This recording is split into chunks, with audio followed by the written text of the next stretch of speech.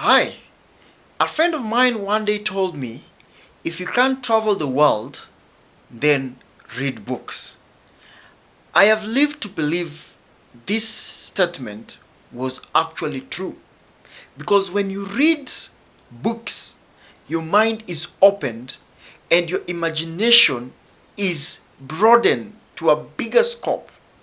And what about a leader?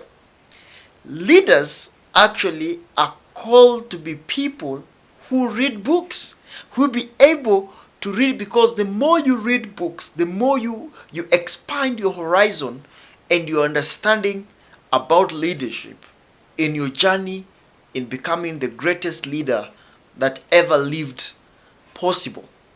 You know, interesting, Paul, the great leader that we have in the scripture, he's a great example to us as Christian leaders. We are actually told in the book of 2 Timothy chapter 4 and verse 13. This is Paul in prison. Paul is telling Timothy, when you come, bring the clock that I left with Cephas at Troas, and my scroll, especially the parchment. Paul is telling Timothy, when you come, bring me my books. In other words, he said, bring me my books, probably books for him to write.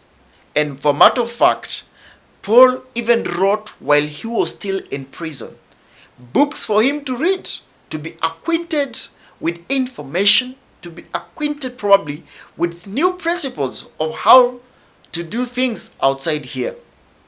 And we have been left rather with Paul's writings while he was in prison that have impacted our lives in a different and in a greater way. And so this is a call to you and I as leaders to embrace the culture of reading, to embrace the culture of refreshing our minds with constancy, with consistently reading books about leadership, books about other areas of influence as leaders. And so I pray, and my hope is that we'll grow to become people who love reading, to enhance our leadership, to refresh our minds in becoming great leaders. May the Lord help us in that area. This is the Leadership Thoughts with me, yours truly, Steve Onguko.